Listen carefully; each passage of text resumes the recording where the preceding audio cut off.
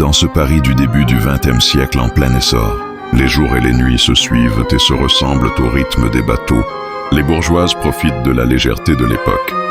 Les hommes riches et ambitieux décident déjà du monde à venir, tandis que certains pensent encore les plaies des conflits récents. Dans ce déséquilibre ambiant, seuls les gardiens des lanternes, gardant encore dans les lumières, les relents qui nous plongent dans les plaies de notre passé, mais aussi les souvenirs qui nous aident à avancer.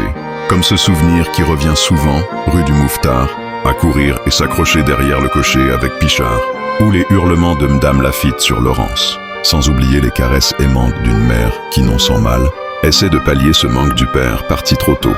À chacune de ces lanternes allumées, le gardien se remémore cette rencontre en Normandie avec Élise un jour d'été dans ce champ doré.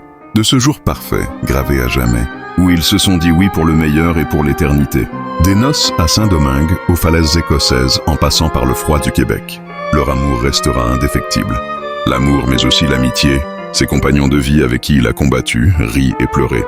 Mais chacune de ces fables s'estompe peu à peu comme des mirages, des illusions, jusqu'à la prochaine flamme. Cependant, certaines flammes brûlent plus que d'autres car elles vous renvoient à vos cicatrices les plus profondes. Celles de ces années de solitude, d'ivresse et de remords. Celles qui évoquent ces moments d'angoisse abyssale. Pichard, cet ami à qui on doit tellement depuis l'enfance. Ce frère qui sauva votre vie sur le front au péril de la sienne sans une pensée. Mais bien plus douloureux encore, la perte de son âme sœur, sa confidente qui, une nuit de mai 1901, lui offrira Gaspard, laissant derrière elle un amour éternel et un vide que rien ne saurait combler. Le gardien chamboulé repart, usé mais consciencieux. La pluie rythme son pas, il doit terminer son parcours, au moins jusqu'à la relève.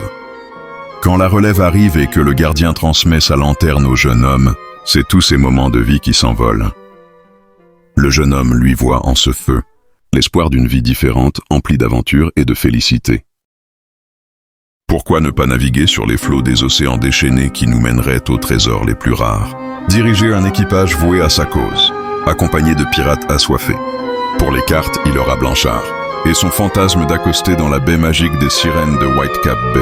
Les lanternes défilent aussi vite que les rêves s'envolent. Certains soirs, il a la compagnie de François. Alors ensemble, ils unissent leurs rêves. Sans vraiment savoir de quoi ils causent, ils fabulent et se voient plus tard, mariés tantôt à Louise, à Joséphine, ou à Lucie, ces femmes qu'il a aperçues dans les journaux.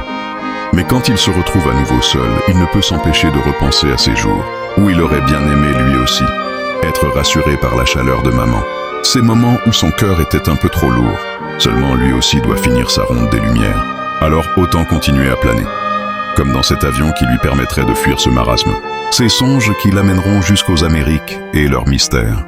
Il est temps de poser la lumière et de revenir à cette réalité moins attrayante, celle qui le reconduit auprès de ce père, ce gardien des flambeaux auprès duquel il partage ces quelques moments de clarté. Dans le silence de la nuit, le père prit son fils dans ses bras. Ensemble, ils portaient le poids de l'absence, mais trouvèrent la force l'un dans l'autre. Les souvenirs d'Élise brillaient en eux, immortels, comme une flamme que rien ne pouvait souffler. Tout s'éteint sauf la lumière.